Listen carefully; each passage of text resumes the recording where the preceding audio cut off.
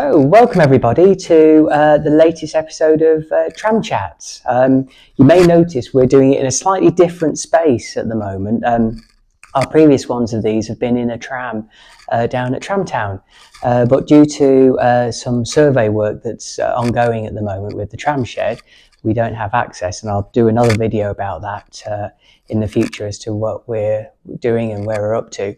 But today we're in the town hall, and what better place to be? We've got a backdrop here of a fantastic tram model, and what better person to have today to have a chat with than the amazing Paul Wigan. Hiya, Paul. How are you? I'm fine. Yeah. Brilliant. I'm very good, mate. I'm very good. Yeah, you've been somebody I've been wanting to have one of these chats with for a long time because you are very unique in the sense that you have both different views of what we are all about, which is these amazing trams, in the sense that you've been a passenger on them, but crucially, you also drive some of the heritage trams. I do, yes. So there is in itself an amazing place to start with. I guess the question that everybody would want to know, and that'll be for those people who say, I don't want to watch this for half an hour, I just want to get straight in there and find out what is it like, that killer question, to drive a Blackpool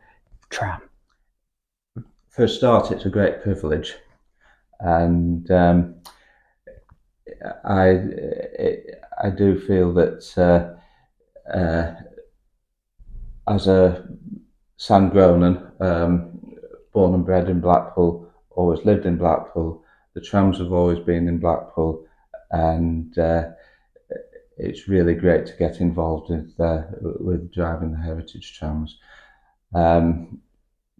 You have to be very careful out on the prom because of all the hazards, but so long as you've got the awareness of that, and you get to a stage where the control of the trams is instinctive, then it's a very satisfying thing to do. I can imagine, and I know, and perhaps viewers won't know, but for a lot of people who've recently been to Blackpool during the illuminations, and they've been on one of those illuminated trams, there's a very good chance that you may have been their driver, I suspect. It's quite possible because as I'm retired from full-time work and I live in Blackpool, I do get called upon to drive the illuminated trams quite often. So yes, I've driven both the Western train and the illuminated frigate on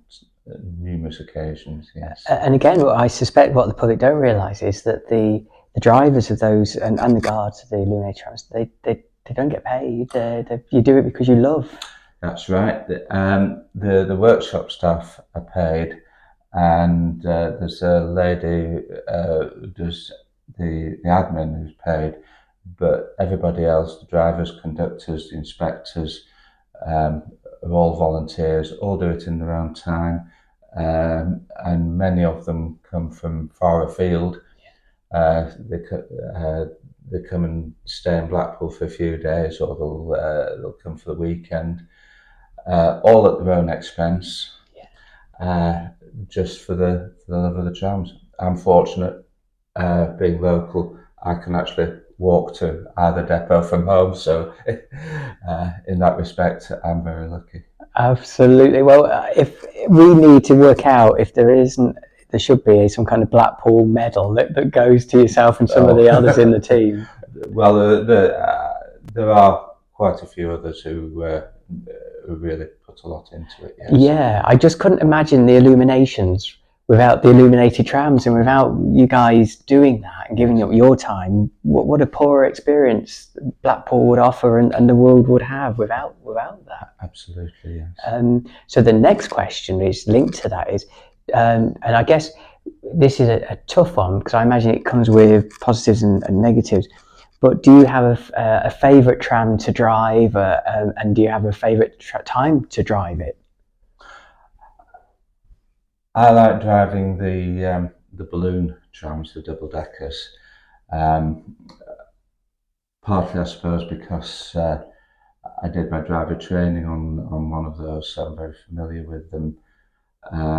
And when all said and done, for most people, they are the iconic Blackpool trams.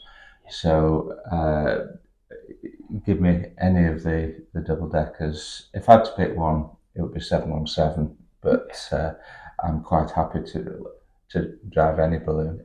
I'm happy to drive more or less any tram really, but those are my favourites. Excellent. And what's your favourite illuminated tram?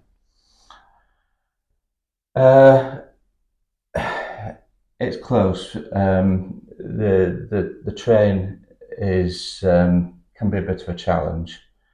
The frigate is just that bit easier, but probably I would say the train because you do feel a sense of accomplishment having driven that. Yes, I can imagine. I bet you're in a lot of people's photograph albums as well. Yes, it's not something that to do if you don't like having your photograph taken. Yeah, and put calendars as well.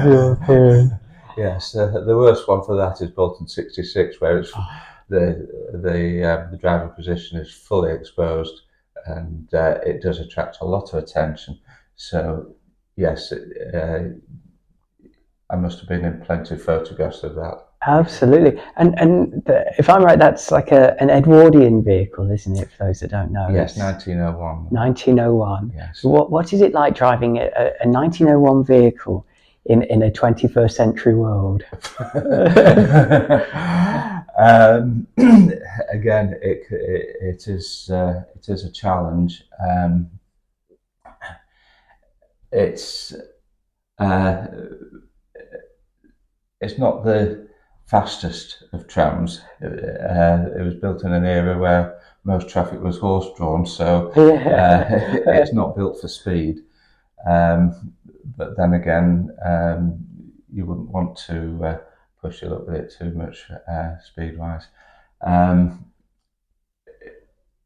Yes, it's the great thing about it is that it is so different. So it does attract a lot of attention, and that reduces, to some extent, the risk of people wandering in front, which of course is the perennial problem on the promenade. Yeah, absolutely. And I know before the transition of the upgrade, so this is pre-2011 time, I used to see people just take all sorts of risks with a tram, almost as if they thought it was made out of rubber bands, because they thought, I'm on holiday and there's just an old-fashioned tram, not realising that these things have stopping distances and all the things you would get with any vehicle. And so managing risk, especially in Blackpool where you've got so many things to distract people, must be a challenge. Yeah.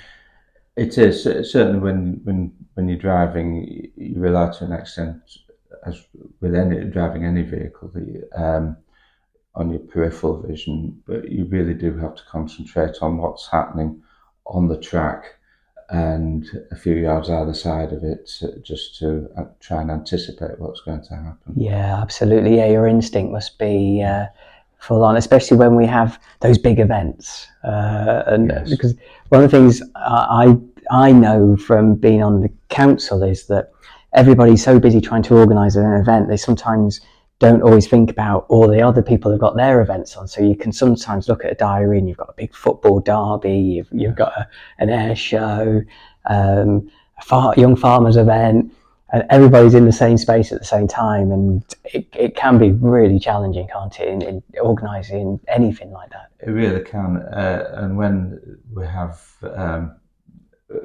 particularly big events on, we often have Blackpool transport staff walking us through walking us along the track, and their job is to warn people that it's almost the red flag act. Yeah, absolutely. History repeats itself.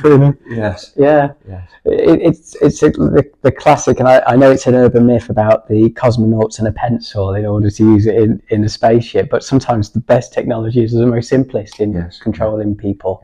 Yes. So for those that don't know as well, Paul is also one of our safety stewards at Tramtown, and you've probably seen him on one of our tours ensuring everybody is is safe.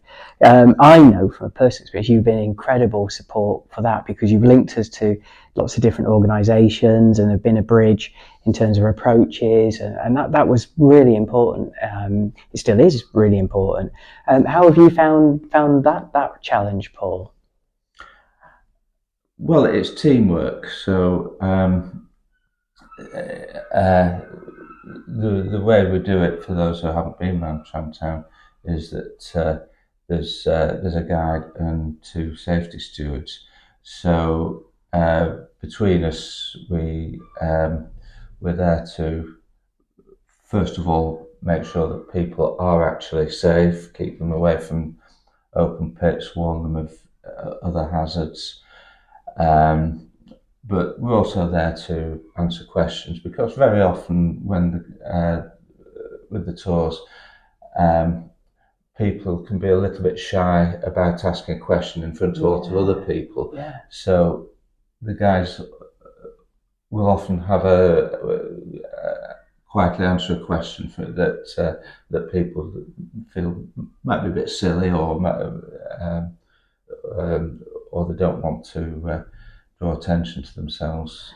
So it's helpful to be able to do that. Yeah, absolutely. And I know you've got this brilliant way of doing that in a way that's friendly but effective, and that's quite a skill in its own right. And I suspect all that experience, that sixth sense you've developed with working with the public, allows you to play that out in other places, like a tram depot as well. Yes.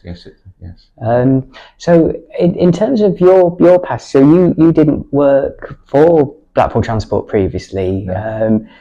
What was your background, Paul, and how did you sort of make that transition into a transport world, which is a very different world? Well, I have to admit to spending my paid working life as an accountant. I know, being counted, but the beans have to be counted. Yeah, they certainly do. But I've always been interested in the trams from a very young age. The local buses as well, for that matter, the bus network and the vehicles. But when I was coming up to retirement from a full-time job, I thought, well, it's an opportunity to get involved. So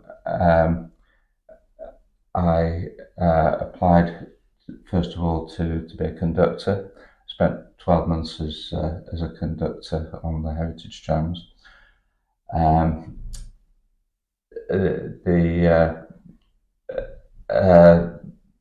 At that stage, I was still working part-time elsewhere.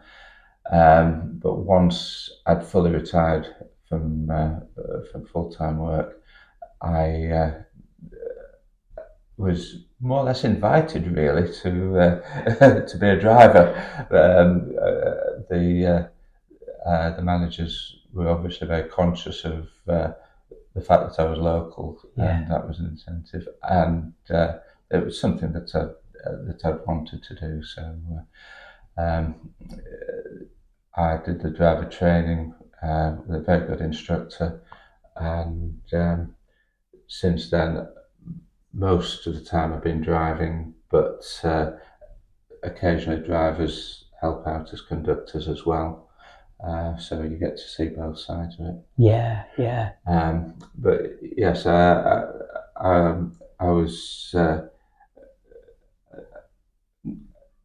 was actually born in a maternity home on Whitegate Drive, which was on the Martin route. So I'm wondering if I heard the trams trundling past. Yeah. And maybe that started it.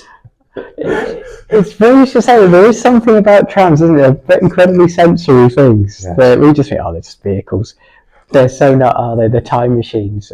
They connect us into different happy spaces with people no longer with us. So, yeah, I can imagine they do get in our DNA. What better place than right at the very start of a journey? And and it's funny you mentioned the Martin line. Did and this is where I have to be very careful because it implies a certain age element to this next question. So please take it slow. But do you remember the Martin line at all in any way? I do.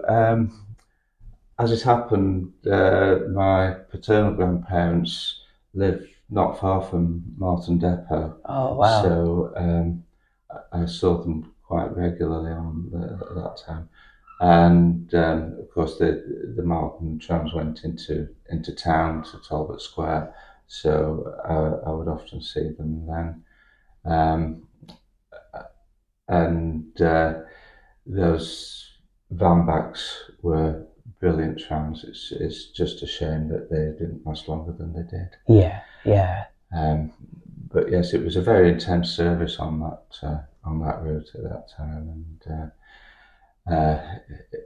we must have carried plenty of passengers, and it was good to see. But unfortunately, they got perhaps caught up in the tramway abandonment fever of the time, and the route went. I also remember the Lytham Road trams.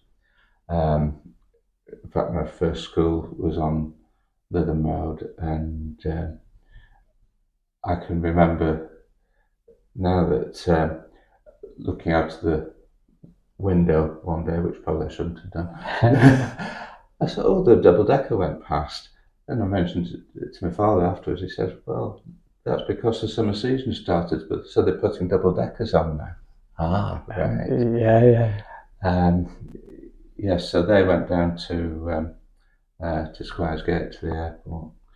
And a time or two when I was very young, I remember my mother and my grandmother taking me on the circular tour on the open boats, which went from Talbot Square down the promenade to Stargate, then went over Squires Gate Bridge, along Lytham Road, and then round the Martin Route and back to Talbot Square. So when I came to drive open boats, it did bring back memories. Yeah. I bet you never thought when you were little that one day. I certainly didn't. Yeah, but there is a certain question. I like transport, and I've never quite worked out why I never actually bothered to go and get a job in that industry. And I wonder if yourself, have you ever asked yourself the same question? If why did I not end up in a transport company doing this role? The honest answer to that is that I studied as an accountant, thinking that I might get involved with a transport undertaking, but possibly it was inertia. But as an accountant, I found it a lot of interest in seeing the way that different businesses worked. Yes. And I got to know a lot of clients quite well. So I settled into that. But I was still very interested in what was going on, from the outside. Yeah, absolutely. And I'm going to talk about that in a second, about some of the relationships that you've developed elsewhere. But before I do that, it would be so remiss of me not just to capture some of those experiences of the inland routes. Because one of the things that I know we talked about, certainly in the town hall, is the tram extension to the station, which seems to be taking forever, and hopefully this year will be the year it finally opens. Yes. But one of the things I've always said to people is you don't realise how significant, even though it's a short route, this will be on Blackpool, because it will make the place sound different. Yes. Those screeches, the horns, everything will feel different and better for it. Yes. It is a sensory thing. How did it feel in terms of that moment, the difference of it being there and suddenly 1962, 63, and then suddenly not being there? It must have been very, very different as a before and after. Yes, it happened each year, coinciding with the end of the autumn illuminations. But actually, closer to the Lytham Road route than the Marton route. And I can remember seeing the flags on the stop flags on the poles for the trams suddenly being replaced by bus stop signs, and oh dear, Yeah. it was very sad. Much as the bus service that replaced it was very good, it certainly wasn't the same as the trams. No, absolutely. And you do feel there are certain routes, and I noticed that thing you said about the abandonment mania almost, wasn't it? Yes. It became this is what we do. We're modernising now, and Yeah. there are certain routes, not just in Blackpool, but Leeds comes to mind as well. That should never have been abandoned. They could have made them work. No. I think the big problem with the Lytham Road route was that the track had deteriorated. Yeah. And I think the council at the time must have looked at the cost of relaying the track versus the cost of buying some buses and decided that was the way to go. But most unfortunately, because Lytham Road is quite a wide road, and it could have coped with trams just in the same way that they run in the streets in Manchester and Sheffield, and of course in Fleetwood. Yeah, absolutely. Yeah, that's right. I remember when we were having the conversations about Talbot Road, and I said, "Oh, they'll never fit them down there. It's too small." And so I got the measurements for Lord Street in Fleetwood, and said, "You do realise Lord Street's narrower than Talbot Road, so we'll be fine. Yes. We'll be fine." Yes. It is. There is always that moment, isn't it, where people go, "Oh, it won't work," and then I know what will happen is the people will use it. And then hopefully what I would like to see is demand then for other extensions, and we create that energy that we've seen in the Manchesters of this world. We touched earlier, Paul, on some of your ability to build bridges and connections to all sorts of other organisations. I personally found that very, very useful, and that's been a fantastic thing for Tramtown to tap into some of your knowledge. But for the viewers that aren't aware, Paul is a member of many good and successful and incredible other transport organisations and charities and trusts and so forth, supporting them in their ambitions. Yes. What sorts of ones are you involved with, Paul, and so forth? I've been a member of the Fylde Tramway Society for many years, and I act as membership secretary of that, so I'm on the committee and help there where I can.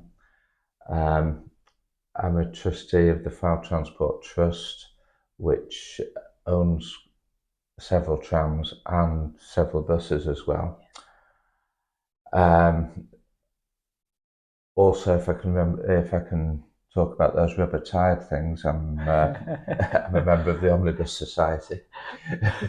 the dark side of the transport world. I'm a rather more passive member of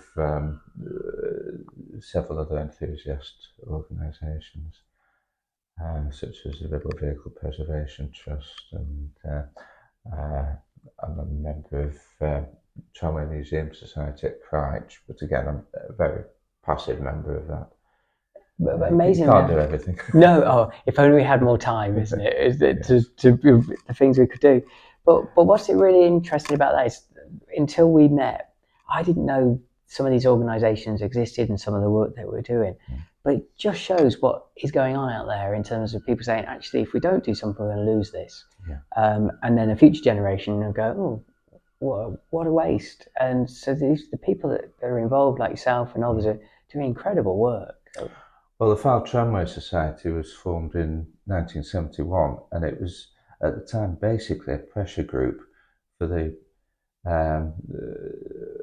preservation of the tramway, because its future was in doubt round about that time in the late 60s, early 70s.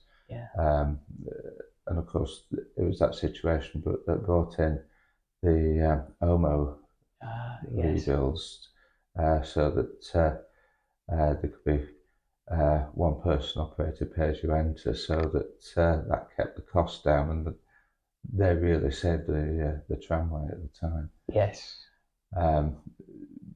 Since then, the society has perhaps developed more into an enthusiast group, but it still has a lot of suggestions, most of them sensible. Yeah, absolutely. And I know they were a big part of when we were doing trying to get the transport powers for the extension. Yes. I know they wrote in, they encouraged their members to write in. And yes. that was a really important thing, because when the Secretary of State's looking at this, and they don't know Blackpool very well, and they say, well, these are what the pros are saying, these are what the antis are saying. We had more pros than antis, and that was a really good example of the work that society and the members were doing. Yes. Well, in many cases, of course, we've seen how the trams, the new tram systems elsewhere in the country had succeeded. Yeah, absolutely.